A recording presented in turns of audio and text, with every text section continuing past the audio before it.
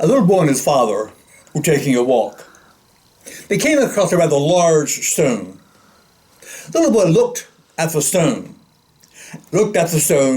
again, and then he said to his dad, "Dad, do you think if I use all my strength, I can move that stone?" The father thought a moment, and then he said, "Well, I think if you use all your strength, you can move that stone." That was the encouragement the little boy needed. He ran over to the stone and began to push on it. He pushed, and he pushed some more. He pushed so hard that beads of sweat appeared on his forehead. But the stone did not move, not even an inch. The little boy sat down on the ground. His face expressed frustration and disappointment. His whole body seemed to be just a lump sitting there on the ground. And he said to his dad, "Dad, you were wrong. I can't do it." His father walked over to him, knelt beside him, and put his arm around the little boy's shoulders. And he said, "Yes, I think you can do it. You just didn't use all your strength. You never asked me. You didn't ask me, your father, to help." The world in which you and I live tells us that's all up to us. It tells us we have to be strong. We have to be independent. It tells us we cannot and should not count on anything or anyone but ourselves. And yet, faith tells us, and both Jews and Christians have known forever, is that we have a ready resource in God. A God who is our Heavenly Father. A God who provides strength for us when we ask. So happy Father's Day.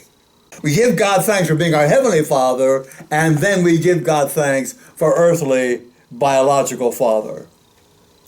Bill Booknight writes this comment: "A parent, a father, is a role model 24 hours per day." Have you thought about that? You know, we parents communicate our values by what we say, by the things we enjoy, by the things we say we do not like and condemn, by the things we ignore, but even more powerfully, by the way we live. Our children listen to most of everything we say, and they watch what we do, and then they draw their own conclusions. Mary Jane had just picked up her 5-year-old son from kindergarten and then hastened to run 5 errands before she got home to prepare dinner. She was in a big hurry, and she was driving too fast. When she saw the police car's lights flashing behind her, she was totally frustrated. The policeman gently and kindly asked her for her driver's license. There was a long silence while she searched in her purse for her license. Suddenly, her son's little voice came from the back seat, and he said, "Mama, I don't think he looks like a turkey." Our children hear everything we say. We're role models for them constantly. If you and I mutter some kind of racial slur as we watch the evening news, our child will draw conclusions both about God and about our relationships with God, and about how we think about other people. None of us is perfect. Our Heavenly Father is always ready to forgive us when we fail to be a good father or a good parent.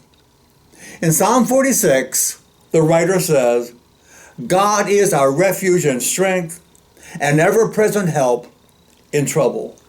I like that final statement there. God is an ever-present help. Ever-present.